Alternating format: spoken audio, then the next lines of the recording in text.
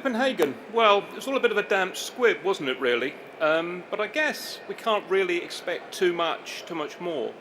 The fact that you had to put 200-ish countries into a single sort of room and to get them to come up with a solution that we could all sign up to was a bit of a tall order, I suspect.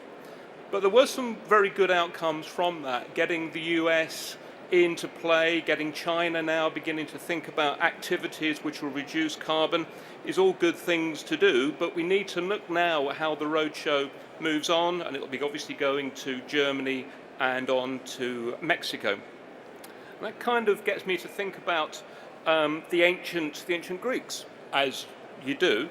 The ancient Greeks really were the first known civilization to think about sustainability in the form that we think of it now. Their obvious quest was to look for soil fertility and look for border stability. And anything that they couldn't either work out for themselves within their own lifespans or were outside of their country, they put down as being too difficult. It was for the gods to do. And I suspect that for many years now, climate change, environmental issues around CO2 are precisely in that same too difficult box. And really what we need to think about is how we can move on. The Copenhagen story may have failed to deliver a clear international message, and as an international business, Hyder is very keen that we did have some kind of international view on CO2. But what we are now looking for is how the UK can take things forward. And let's not lose sight of the fact that the UK has got the most stringent targets in terms of binding CO2 targets to cut back on what's produced.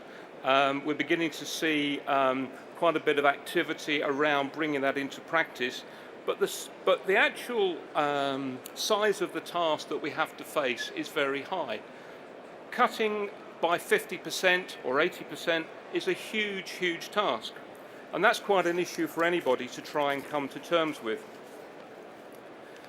And in order to think about how we might do that, I'm minded to my training. I'm a biochemist for my sins, and I'm quite used to studying the interactions between organisms and how they live, environmental activities, etc. And what that shows is that there's a number of ways in which you can view evolution. And for a great number of years there was a debate about how you take things forward. How do you move from where you are? How do things change? How do things happen over the long periods of time? And there's a group of people that you might like to know about who are called phyletic gradualists. I want you to write that down. And what their view was that evolution happened very slowly but over a very long period. And so what you ended up with was accumulations of things that were going on. On the other side, there were those people who wanted the theory of punctuated equilibria. What does that mean? Well, that means great periods when nothing happens, and then quite distinct short periods where lots went on, like asteroids hitting the Earth, volcanoes in Iceland, things like that. And so what we're now finding, of course, is that in truth, both of those come into play.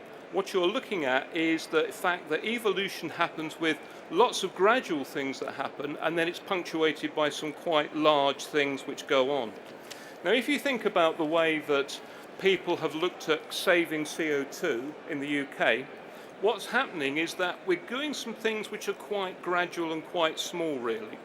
There's a whole load of things around CRC, landfill tax and various other things which are definitely moving things forward, and Hyder's seeing a lot of our business focus now taking very much more of a carbon angle. But obviously if we're going to get to our 80% targets, 50% targets, even 30% targets, we really need to think about what needs to happen next. John Maynard Keynes had a very important quote here, and his contribution was that he thought that the important thing for government to do is not to do the things which individuals are actually doing, and to do them a little bit better, worse, sort of maybe, but to actually concentrate on those things which aren't being done at all. And so what we really need to look at is how we can break ourselves out of this steady incremental change and have a fundamental shift. We've heard about how that might happen in transportation, vehicles, vehicle types, etc. But across the whole piece, really, there needs to be a great effort on that paradigm shift. And there are some opportunities to do that, and there are some industries where that can actually happen.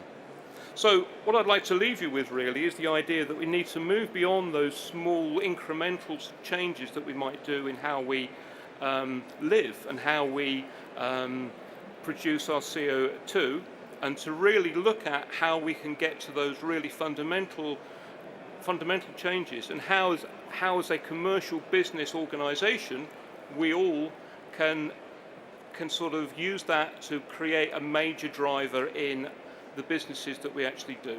And that's something that we're obviously looking at, and I hope you are too. That's all I wanted to say. Thank you.